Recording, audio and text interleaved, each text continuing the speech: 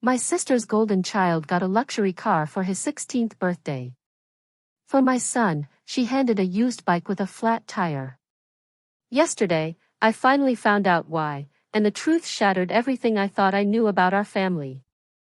The envelope felt cheap and thin, a stark contrast to the heavy, glitter-spattered cards and robust, neatly wrapped boxes that covered our kitchen table. It was a pale, sickly beige, the kind that leaves a faint, dusty residue on your fingertips, and it stuck out like a sore thumb amidst the cheerful birthday chaos. My son, Leo, who had just turned 16, was beaming, his face alight with a joy that made my heart swell. Surrounded by his lanky, laughing friends from the soccer team, he was the radiant center of our modest, love-filled home. His smile was a sunbeam cutting through the everyday ordinary, and I had spent weeks meticulously planning, baking, and decorating to ensure this day would be perfect for him, a bright memory to hold on to. He picked up the card from his Aunt Clara, my older sister.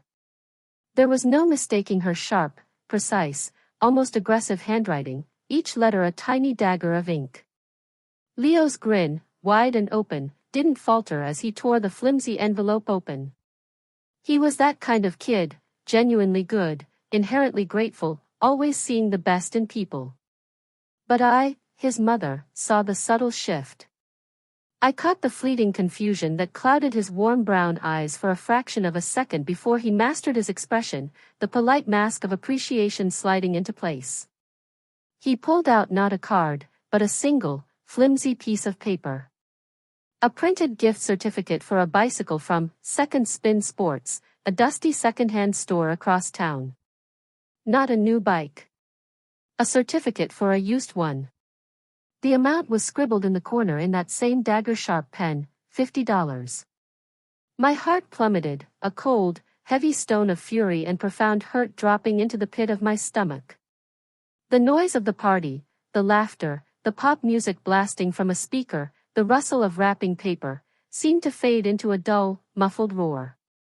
I forced my lips into a smile, nodded encouragingly at Leo to continue opening his other gifts, and excused myself, walking on slightly unsteady legs into the relative quiet of the kitchen.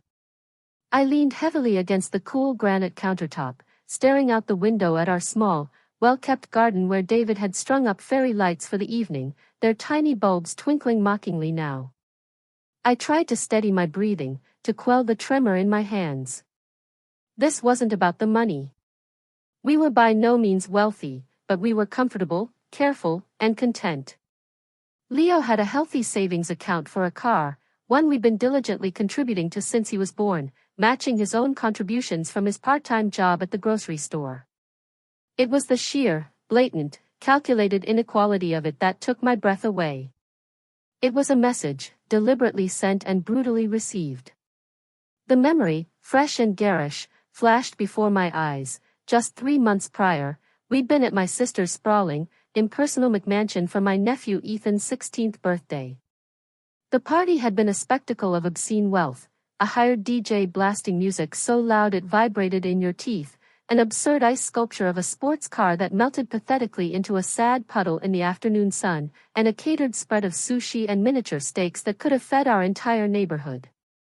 The grand finale, the piece de resistance, had been my brother-in-law, Mark, playing the role of game show host, dramatically unveiling a brand-new, fire-engine red Audi sports coupe with a giant, ridiculous red bow plastered on its hood. Ethan had whooped, a sound of pure entitlement, grabbed the keys, and peeled out of the expansive driveway, gravel spraying, barely missing the ornate brick mailbox. Clara had stood there, her arm linked possessively through Mark's, her smile wide, brittle, and triumphant. She'd scanned the crowd of impressed guests, her eyes eventually landing on me.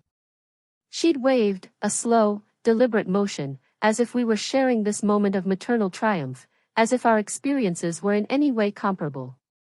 And for my son, her only nephew, a used bike voucher worth less than the cost of the champagne they'd served that day. The math didn't add up. Clara and I had never been particularly close. She was 7 years older and had always treated me with a kind of benign neglect, like a slightly inconvenient pet, but there had never been overt animosity. Or so I had blissfully believed. We saw each other at obligatory holidays, exchanged polite, impersonal gifts, asked after each other's families with a detachment that now felt chilling. This felt different. This felt like a declaration of war, a line drawn in the sand of our family.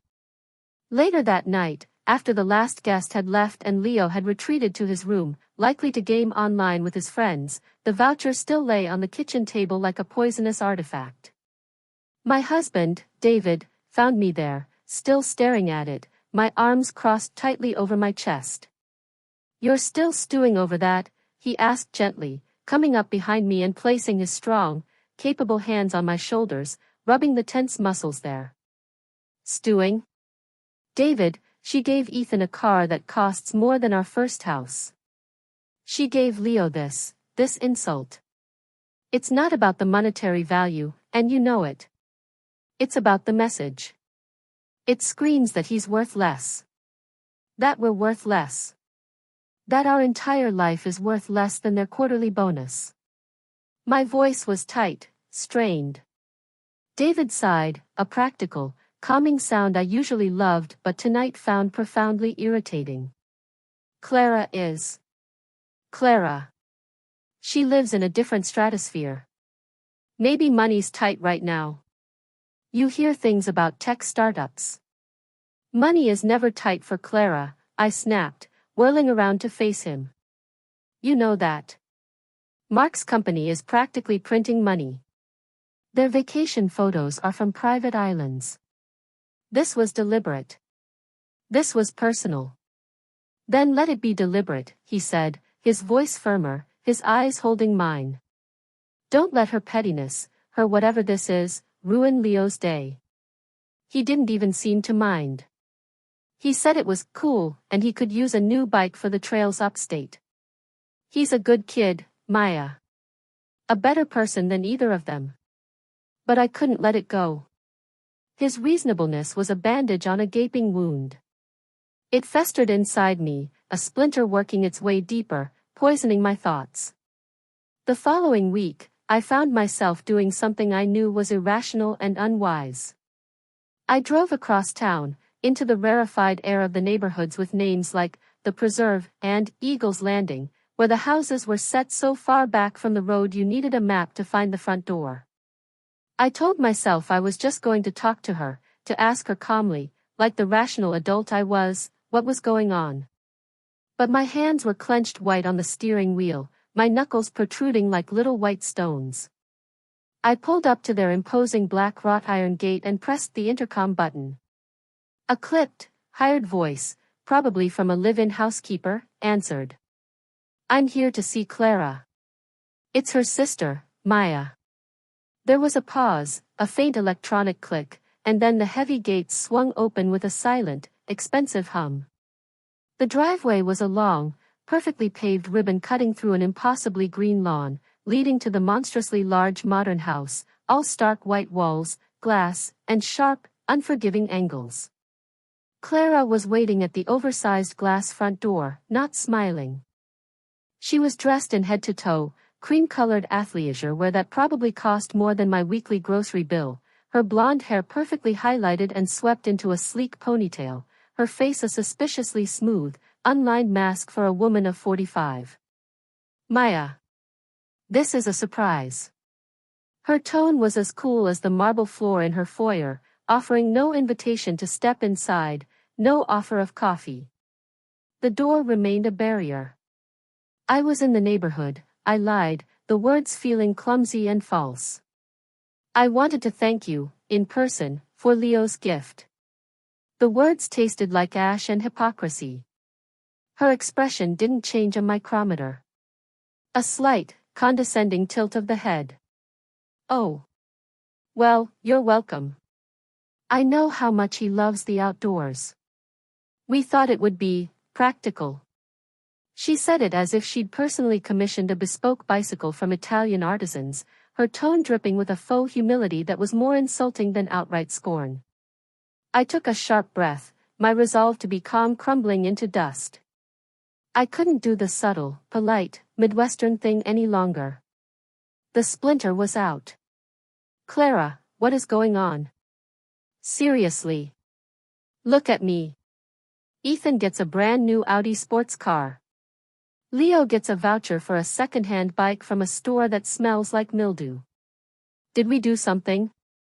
Did I say something to offend you? Because this feels pointed. For a moment, just a fleeting second, her perfectly constructed mask slipped. I saw a flash of something truly ugly and hard in her ice blue eyes, a deep-seated resentment that shocked me with its intensity. Then it was gone, so quickly I almost doubted I'd seen it, replaced by a look of feigned, patronizing confusion. Offend me? Don't be dramatic, Maya. We're just trying to be more practical with our gifting now. More mindful. Trying to teach the boys the value of money, of things. Ethan's car was an investment in his safety and independence. A bike is practical, healthy. I thought Leo, of all people, would appreciate the sentiment. He's always been so simple.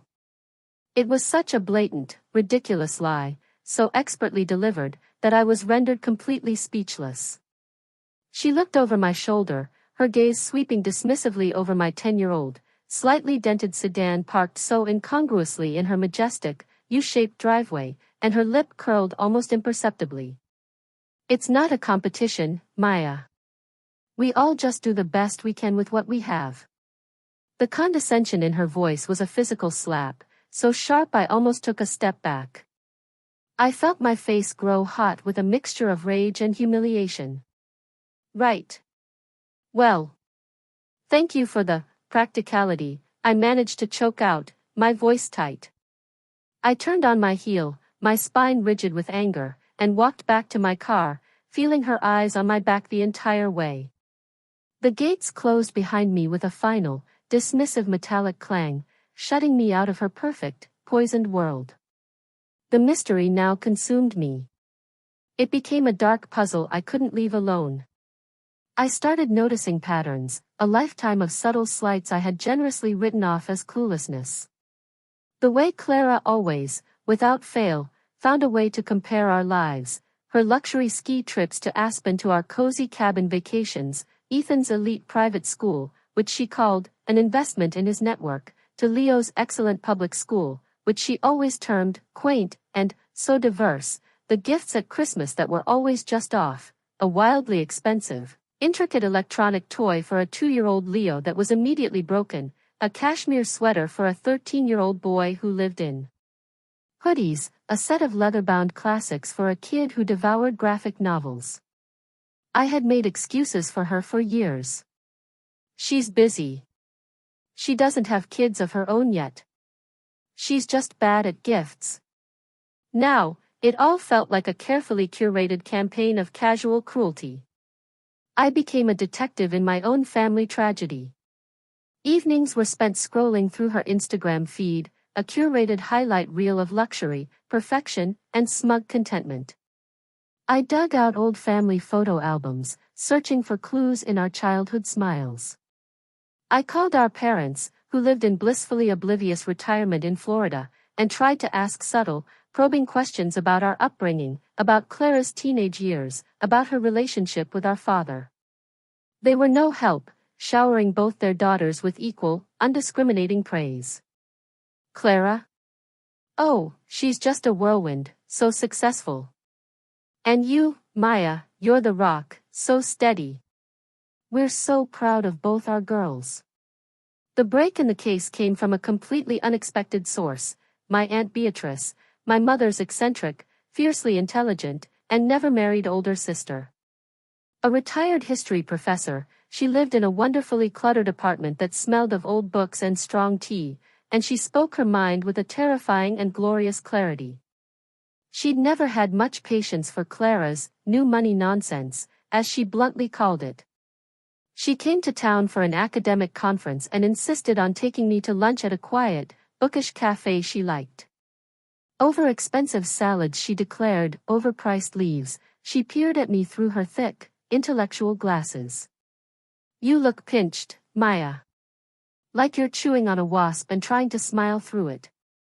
What's that sister of yours done now? I shouldn't have been surprised she knew. Aunt Bee saw everything. She was the family seismograph, sensing rumblings long before the earthquake hit. The story spilled out of me in a torrent: the Audi, the bike voucher, the cold confrontation at her glass palace, my burning, confused, and deeply hurt anger. She listened, not interrupting, her expression growing grimmer and more resigned with each detail. When I finally finished, breathless and near tears, she put her fork down with a precise, definitive click. "I always wondered," she said quietly, almost to herself. "I always wondered when you'd finally see it. When your good heart would finally stop making excuses for her." "See what?" I asked, my voice barely a whisper. My heart began to hammer against my ribs. "Aunt Bee, what is it? What don't I know?"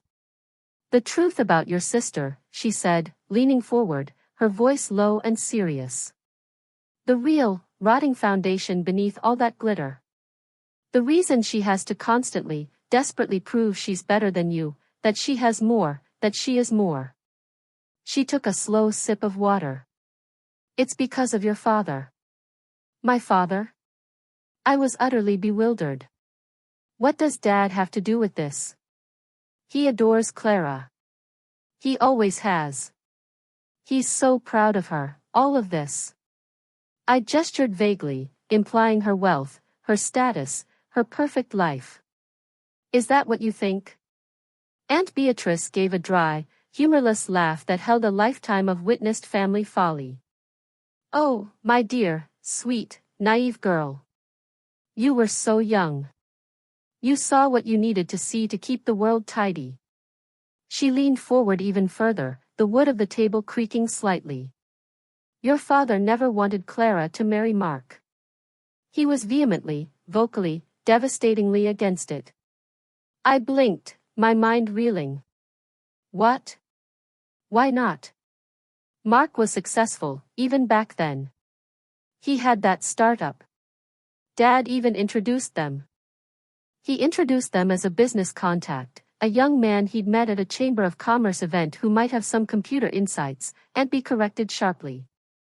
"He never, not in a million years, intended for his beloved eldest daughter to fall for the man. Your father thought Mark was arrogant, flashy, all surface and no substance. A gambler. A speculator. He wanted Clara to marry that nice young architect she was seeing in college, the stable, quiet one from a good family, the one with the sensible career path. When she chose Mark, your father was furious. He told her she was making a catastrophic mistake, that she was throwing her life away on a get-rich-quick schemer, who would leave her bankrupt and heartbroken.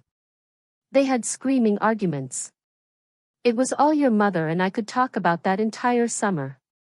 I sat back in my chair, stunned.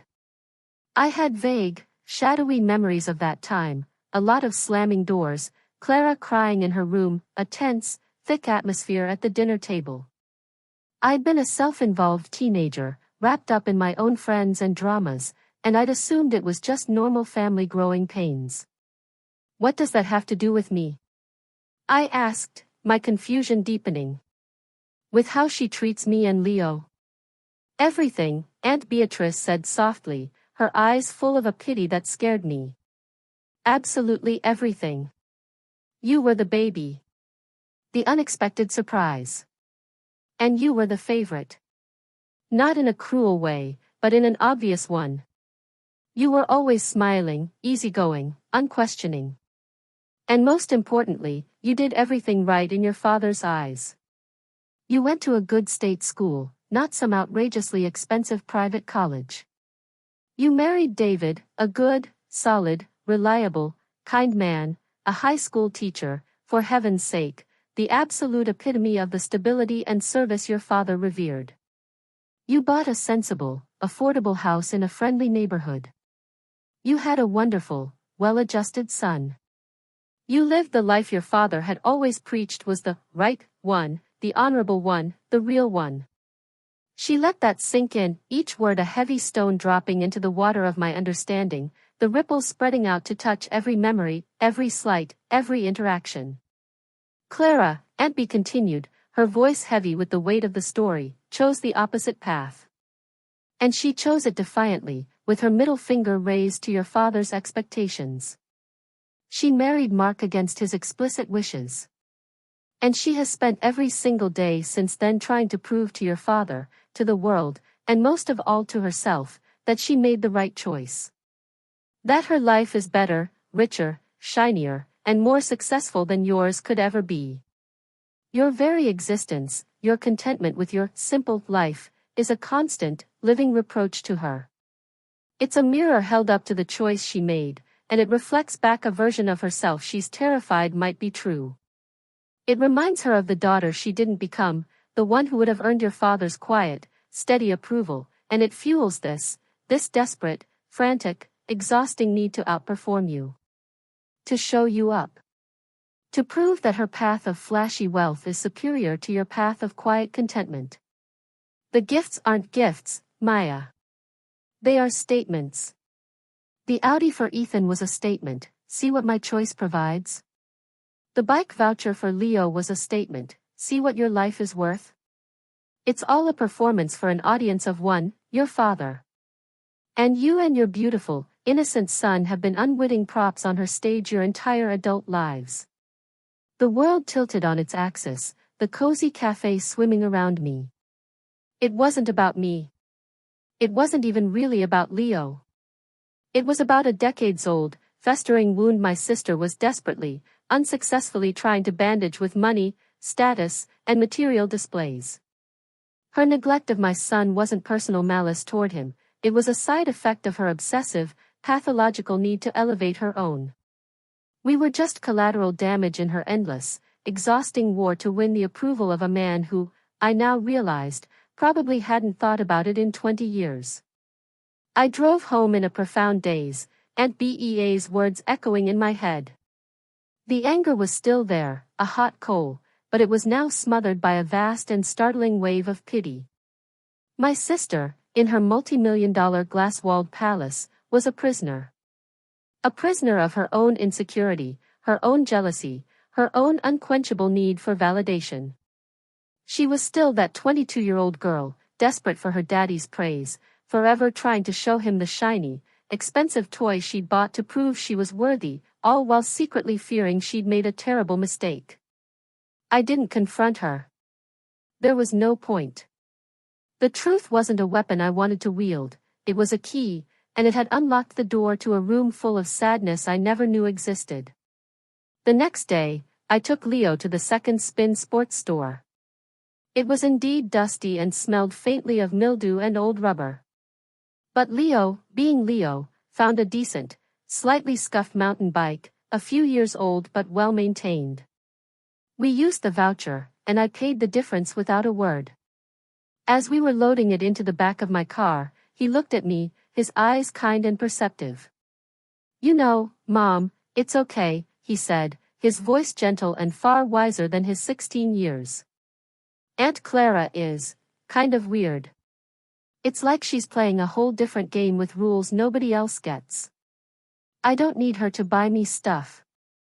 I've got you and Dad. That's the good stuff. My eyes filled with tears, finally spilling over. He saw it.